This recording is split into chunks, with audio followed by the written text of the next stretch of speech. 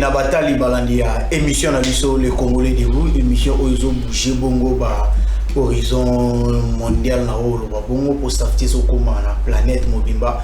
Émission Oizo sala été moto peuple à comprendre ni les autres Singapour na développement ya mboka. Émission Oizo viser bongo tombo na topé développement ya mboka et na sabongo na sengo ko présenter ya mo lelo pona bino et na zanga mo te na émission ya lelo na yambi bongo ba juriste mi balé et puis bazali ba la qualité à ba coordonnateur soit ba président fondateur ya ba structure bango bazo diriger na zabongo na maître Fiston Moussouamba azabongo cadre na IDPS et puis azali coordonnateur national ya RJVC ou ezali bongo structure ya oye azoko kamba yango aye awa na titre ya président soit na titre ya coordonnateur national ya RJVC ou wapi azokamba na pesi mbote maître Fiston. Mbote monsieur, Dieu merci. Et c'est moi qui ai plateau moko. Merci beaucoup, sentiment partagé. Moi les loba moko na ba téléspectateurs baza bongo ebele ba otala biso. Bon, na pesi d'abord bonjour, na ba bonjour topé bonsoir na ba téléspectateurs bazo la na biso na minute oyo. Pour me représenter moi-même pour que bala nanga malam naza de Fiston Moussouamba. Naza cadre na kata ligue de jeunes et de PES na kata moura ma mère. Nazo Maloba Lelo en tant que coordonnateur national, il y a RFJC, où il y a Rassemblement des jeunes visionnaires pour le Congo, dont je suis le coordonnateur national. Merci maître Fiston Moussouamba et Nazape na maître Pati Mbela Azabongo et président fondateur également et la fondation Lobby Abisso et awa la président et la fondation Lobby Nabiso tout ça na plateau Nabiso on a zopé ça mbote maître Pati Mbela. Oui, mbote ndeko journaliste, mbote na co-débatteur na ngaza pembeni, mbote na balandi nyonso bazolanda biso ba congolais nyonso na pesi bato nyonso mbote pe kimia na mabota na bango. Merci maître Pati, toujours appelé na ba téléspectateurs ya Safety Télévision et to zabongo na cadre émission na biso le Congolais debout émission oyo et aussi ko tiama sur pied na Safety Télévision mais ba si j'autre lobela situation sécuritaire dans l'est du pays mingi et situation à niveau ya Bunagana où ils ali bongo moko ya ba ville située na nord Kivu où a ba présence ya ba militaire ya M23 ezakuna et puis to lobela ba députés nationaux ba collecta qui mon somme moko ya $200,000 pour la soutenir ba FRDC na niveau ya front ici kawapi bazali et puis to lobela par rapport ya parti politique AFDC ba zabongo na procéder lobby na collecte ya ba fonds pour na soutenir toujours FRDC ba emboîter bongo pas ya ba députés nationaux et puis to lobela par rapport à la loi réforme sur la loi électorale to lobapé na Italie dégradation et situation sociale malgré aussi ya ba recette na ba régie financière na biso mais peuple azoko se retrouver kakate to lobela pe oyo tele ba structure oyo to bengisi ba fondateur na yango to zabongo na RJVC to zape na lobby ya biso na bamba ba wala ndezoko kon oyo simbi meni ya émission na biso ya lelo mais avant to ya pas ba invité na biso to kota la matière na biso donc to sala moi crochet na régie wapi to zaki lobby na reportage mo sur terrain na niveau ya Lemba sous région au secrétaire général ya AFDC monsieur Guy Richard Malongo au bazo benga ebongo na bana AFDC TGV atenaki réunion moko na objectif ya ko préparer ba mécanisme ni ba remettre sur pied pour ba réélire le président de la République monsieur Félix Antoine Tshisekedi na 2023 ezaki bongo sous instruction ya autorité morale na bango monsieur Bahati Lukwebo wa sabongo président ya Sénat de monsieur Guy Richard Malongo secrétaire général ya AFDC de azabongo na kati ya mission oyo ba confier et si nous parlons le même langage na régie to zonga na régie pour balaksa biso ba image on est to ba TV za radio té on prend les images et puis on se retrouve après.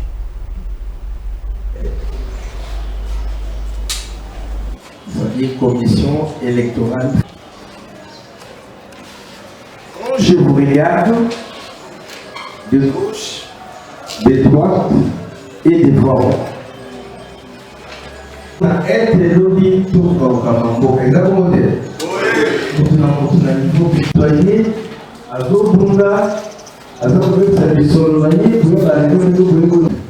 les partis politiques toujours poursuivre. C'est la conquête. Et par rapport à la responsabilité au Kamambouk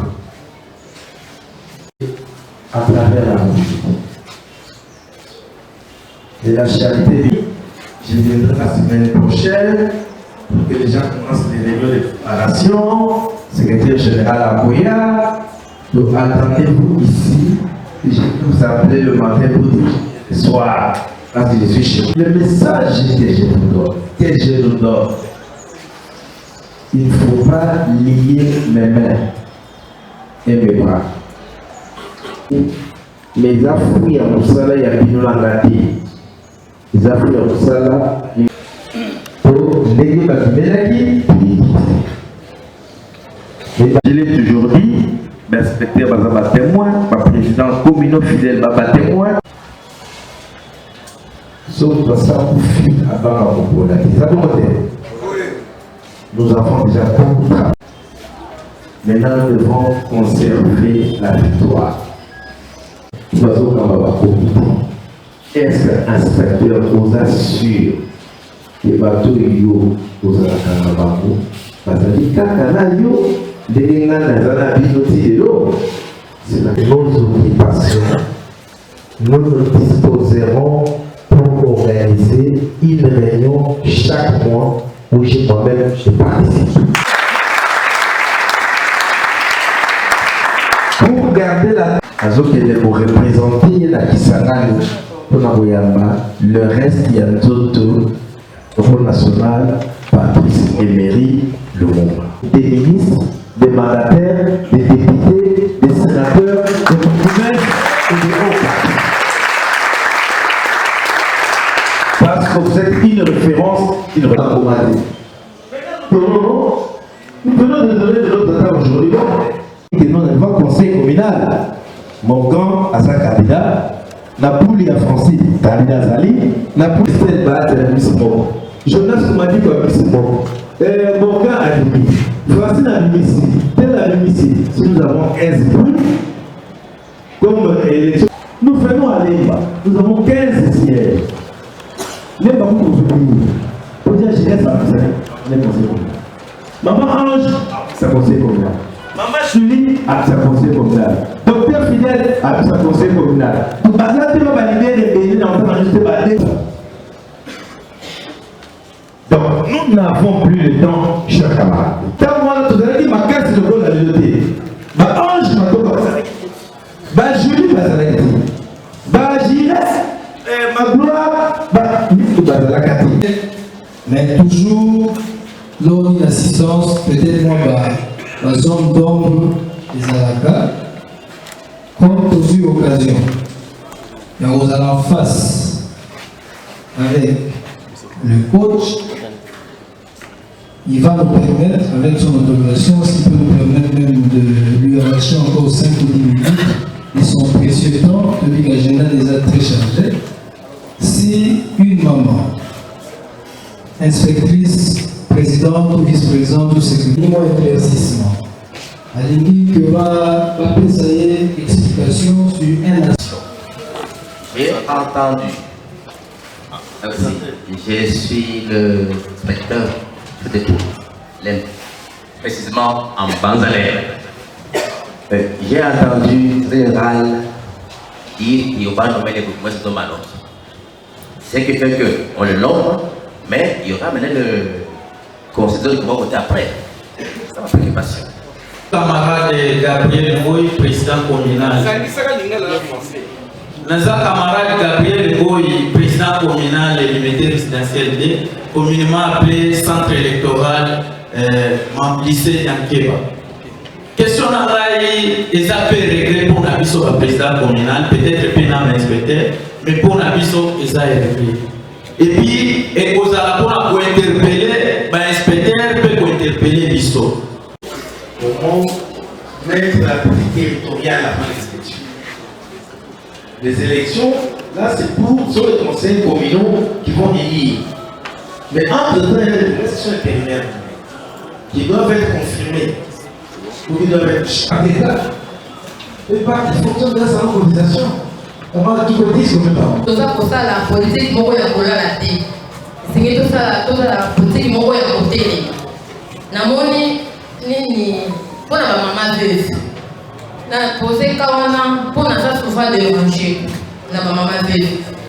Bon, la tenue de cette réunion d'aujourd'hui se justifie dans la mesure. Nous sommes en train de travailler. Bientôt 2023 approche. En dehors des réunions classiques du parti, nous entamons les réunions du central électoral. Ce que nous appelons commission électorale fédérale. Ce sont des réunions qui s'étalent dans toutes les fédérations pratiquement pour réarmer moralement les nôtres et nous rassurer qu'en 2023, Fatim Beto, le président Thierry Tshilombo, va faire record. Et nous aussi, au niveau du parti, nous connaissons vraiment les équipes. Merci madame, messieurs. Nous avons des retours dans l'émission Nabiso. Toujours rappelé que nous avons des juristes, nous avons maître Fisto Moussouamba et puis nous avons maître Patimbela. Et maître Fisto Moussouamba est coordonnateur RJVC et puis maître Patimbela est fondateur de la Fondation Lobby Abisso. Maître Fisto Moussouamba, tu continues à la situation sécuritaire dans l'Est et en Boga mingi na Ghana. Le territoire est na pembeni na kati ya site ya province ya Nord Kivu. Et présence ya M23 et puis ezoinda chaque jour. Quand même FARDC ça avec fort. Point de vue na maître. Bon, merci une fois de plus pour l'invitation. Cher Dieu merci. Et par rapport à la situation Est, d'abord il faut que la situation où est bandit les lotés. Il y a une vingtaine d'années aux situations d'insécurité dans l'Est et Banda. Mais pour une petite histoire, avec l'arrivée du président actuel, son excellence Félix Tshisekedi, à la magistrature suprême, à Koutaki, ma carte est tellement ébellée la Messanae en tant que chef de l'État par rapport à la situation à l'Est. Et vous vous rappellerez que parmi les discours forts, il y a la campagne qui a ramené Kimia dans la partie Est de Mboka Nabiso. Puis à l'Obaki même, d'ailleurs qu'il ne se sentira pas comme un président tant que Kimia est dans la carte Est Nabiso. Et au moment où le président a commis avec ces soucis-là, a privilégié d'abord l'aspect coopération économique avec nos voisins rwandais.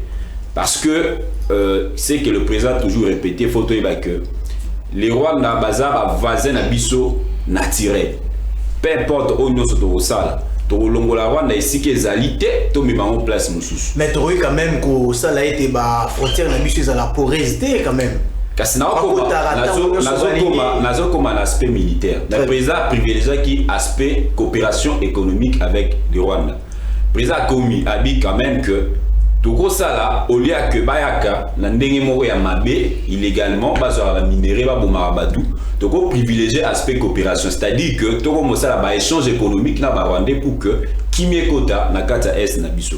Hollanda qui dernièrement va signer qui RDC na Rwanda to signer qui va accord rebelle à coopération économique et ça qui la compagnie d'aviation rwandaise.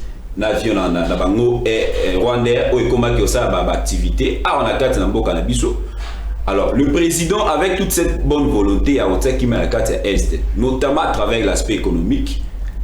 Rwandais peut-être c'est l'homme qui signe une faiblesse. Donc, peut-être que tout privilégié aspect économique, on va être que tout ça faible et on pas pour que tout privilégié aspect. Et on m'a président remarqué, après plusieurs années, des années durant, après, président remarqué que peu importe que tu signes, malgré que tu signes un accord à coopération économique, mais tout le monde dit que les Rwandais vont continuer toujours à ravitailler M23 pour que agresser la population de la partie Est et Mboka. Donc, l'insécurité, comme ma considère, je vous dirais même que la guerre à Est et Banda, c'est pour la toute première fois où les militaires rwandais dans le territoire congolais avec des tenues s'il vous plaît et des munitions de guerre. Donc ils ont dit preuve moroboye irréfragable où il c'est réellement que c'est les Rwandais qui sont derrière M23. Alors président, je pense Les lois ont belé au baron peut-être politique au président Zomena actuellement comme si le président est lâche. Le président n'est pas lâche. Il y a de ceux-là qui disent que non, le président pour la nini, biso même toi attaquer le Rwandais pour qu'il va sentir force de frappe na biso. Parce qu'il va attaquer biso trop. Oui, il va attaquer biso. La toute dernière solution, c'est que le président a déclaré guerre. Je vais arriver là parce que c'est mon avis aussi de déclarer la guerre au Rwanda. C'est mon avis aussi. Ça fait très mal pour famille coloniale. Avant d'arriver là, je vais dire que d'abord, la guerre se prépare. La guerre se prépare pas seulement sur les plans militaires, mais sur les plans de la communication. Rwandais baza avec un avantage sur les plans de la communication. Bazaki avec un avantage sur les plans de la communication par rapport à l'ambition. Il y a un président en Komaki, le président privilégie aussi la diplomatie. Il a tenté d'expliquer à toutes ces puissances-là la question insécurité à Est pour que va comprendre que la RDC a beaucoup souffert et il est temps que Kimeko Tankat na Est. Parce qu'il faut déclarer guerre, il faut avoir raison de la guerre pour que les gens... Parce que la guerre, on ne va pas faire la guerre seule. On n'a pas tous les moyens pour faire la guerre seule. Et si longtemps que Rwanda a appuyé na alliés aux notamment multinationaux, aux illégalement minérés na Est. Mais apparemment, position va payer BESA pour la RDC, notamment on a même... C'est même il y a les États-Unis d'Amérique. Et comme Bongo, grâce à la diplomatie au président Sali, à faire comprendre à Batouana que c'est le Rwanda qui est derrière ces groupes armés, notamment les M23, pour déstabiliser la partie Est de Mbokanabissou. Très bien. Il y a un moni actuellement là. D'ailleurs, je vous le dirais que sous la médiation du président angolais, Lorenzo, le président l'a fait part de sa position. A ABC à lobby, biso toza wana, toza pona kimia. So toza pona kimia lobby te toza faible. To senga ba ndeko na biso ba Rwandais ba retirer à l'immédiat bato na bango na territoire congolais. Sinon, ceux qui balingi kimia to sala kimia, so balingi pe bitumba to sala bitumba na bango. Cela veut dire que toutes les cartes sont sur la table. Toutes les cartes sont sur la table. C'est quant à nous d'apprécier l'opportunité pour déclencher la situation qui va demander pour mettre la paix à l'est de la paix. Maître Patimbela, président de la fondation Lobby Abisso. Maître Patimbela, votre réaction par rapport à ce que votre confrère a dit et votre co-débatteur a dit par rapport à la situation sécuritaire Est dans le territoire de Bunagana. Oui, merci pour la parole, monsieur le journaliste. En fait, par rapport à la situation, il y a Est, Bisson Zotoye, Bike, Batbazo Koufa. Batbazo Koufa, Marambozo Kendemabe, pourquoi on a raté les lots, mais on a origine pour Nanga. À mon humble avis, origine, il y a guerre, il y a question, moi, quand on a négligé ma casse, là, question de la nationalité. Oui, du moment où nationalité congolaise est pessamine à n'importe qui. To éviter nanyaza congolais quand bien même que la constitution doit définir selon va prescrire nango nationalité congolaise mais les lots yango zo sala ke infiltration marambo belé zala et puis na est kuna bandeko bazo kufa pe ba continuer ko kufa. Deuxième point à part nationalité et là ça est que guerre rwanda dans ma makasi et ça parce que toujours définir té dans le contexte nini. Je crois que tant qu'on débattait pour arriver à un niveau de déclaration de guerre, c'est bien.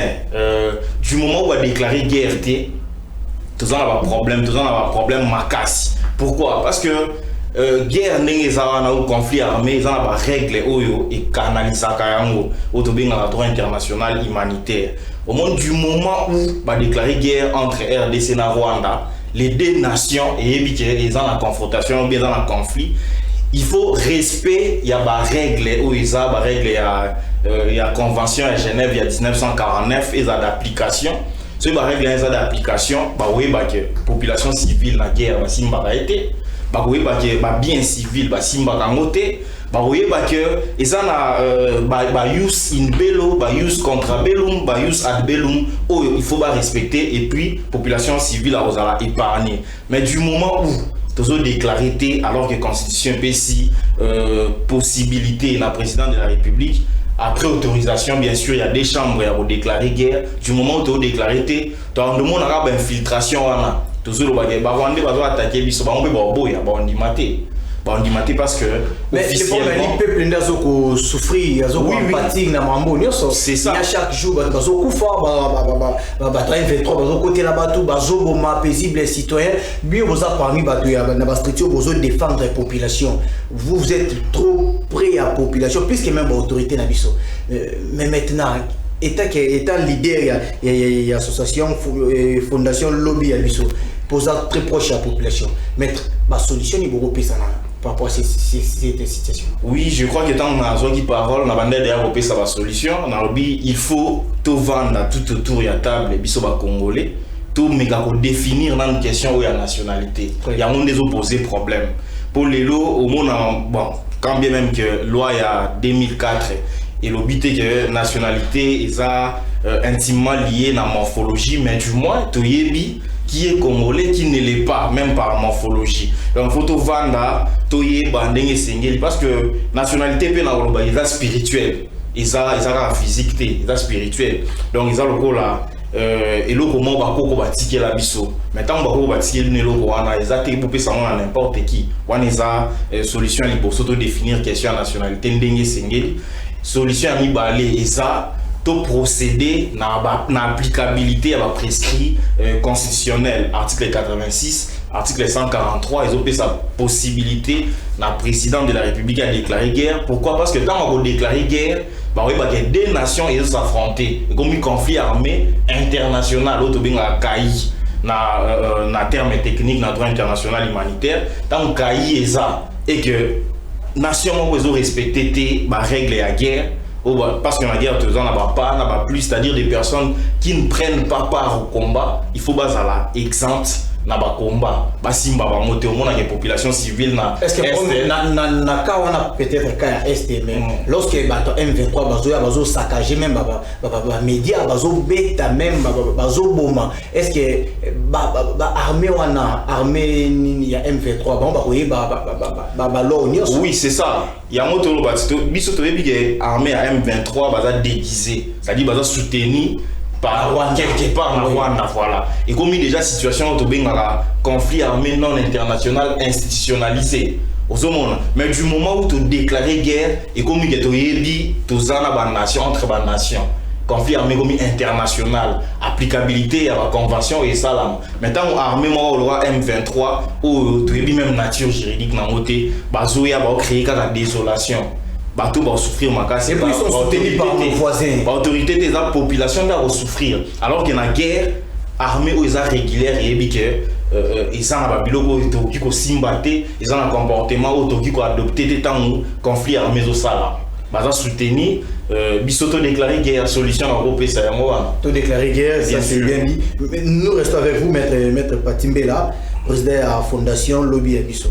Maître Patimbela, et tout le monde va deuxième sujet directement, tout le monde va député national Abisso, tu peux collecter une somme de $200,000 pour tinda yango na est pour na bas question soutenir FARDC. Yo état qui un acteur social aussi à mon avis. Député Tokyo lo ce qui est dit tout normal pour les individus basangani pour basangiser la FARDC mbongo na obete la moma boko. Mais du moment où ils ont élu bateau faire partie d'un pouvoir législatif en lieu et place il y a une loi où il faut changer situation de manière définitive mais on va y avoir ça na moi $100 ils ont pour la député $100 ils ont représenté l'autre côté ils ont voir pour nous ils ont voir c'est $200,000 c'est $200,000 oui mbongo wana ba kyo boya ngote ba ko pesa mo faire descendre intention na moi tout au début mais du moins il faut pas recadrer bâtir na ba en lieu place ya kocha ba $100 wana ils sont capables de on regarde qui ta la fondation mo bondeti et lobby abiso ba pesi mbongo wana ou même FARDC vous et nga yo ngezane non soko landi ba c'est aussi pour alléger ba tâche na bino et ba liberté sociale soko landi ba analyse nanga eza pécuniaire té na otala mbongo té mais na minute article 63 il y a constitution lobby du moment où intégrité territoriale est attaquée il faut tout élément en tant que patriote donc nazo intervenir en tant que patriote nazo intervenir té na ba raison pécuniaire c'est-à-dire bon on a bango basangisi oui et salami déjà bazwango ba komisango esike sengeli mais du moins soki sengeli suba continuer kozwa idée mususu idée nga na pesa bango eza ya kozwa en toute responsabilité ba texte légaux oyo kosala ke armée ka lelo te guerre ezande za malamu mais ezala définitivement malamu pour que l'intégrité territoriale na biso ezala protéger. N'a rencontré mais quand même l'idée, l'initiative wana collecter bon pour na ba FARDC, c'est quand même une bonne initiative, ils louable quand même trop c'est bien nango. Na boyi ya moté mais na lobby kaka ke ezan à niveau na ba moté. Voilà.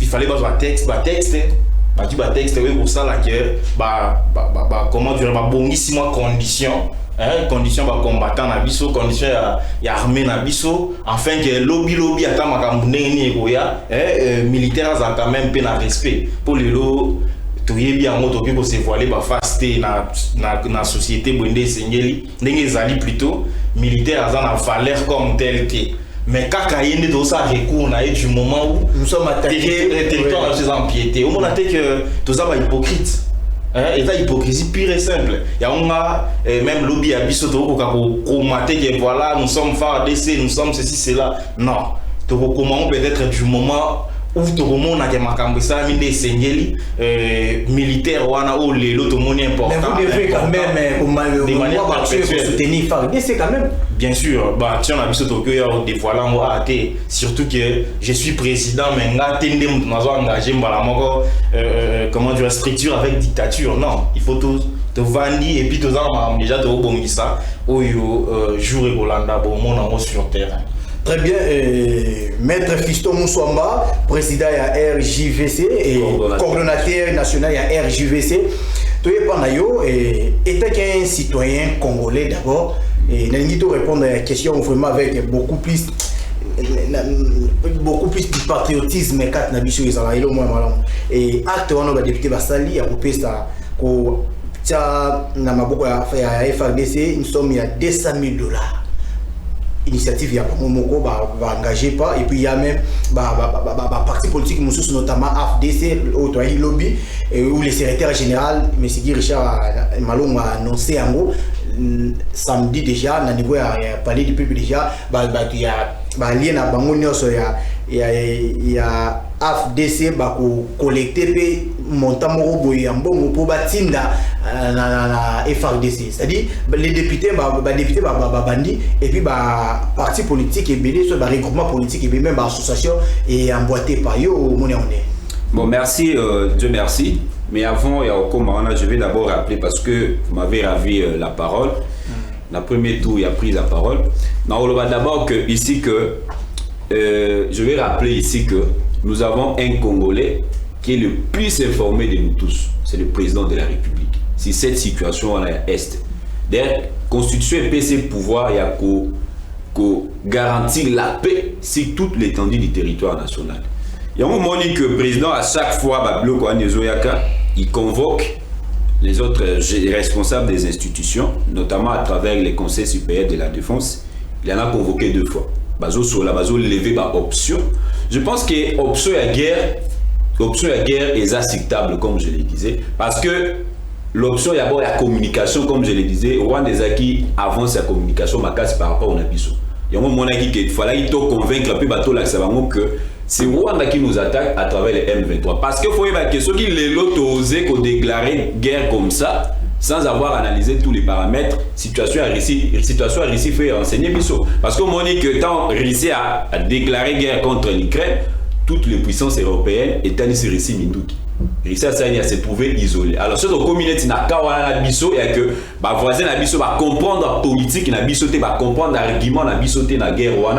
Au moment que nous serons isolés et nous n'avons pas suffisamment les moyens pour faire face à la guerre. Il y a un moment que nous devons avancer comme ça petit à petit jusqu'à ce que la situation, il y a déclaration, il y a guerre. Alors par rapport à l'acte au député Sali, je pense que les actes d'abord, au-delà de tout, il faut encourager un mot. D'ailleurs, parmi mes propositions, on a ça par rapport à la guerre à l'Est, il y a P. Il y a lancé l'une des propositions,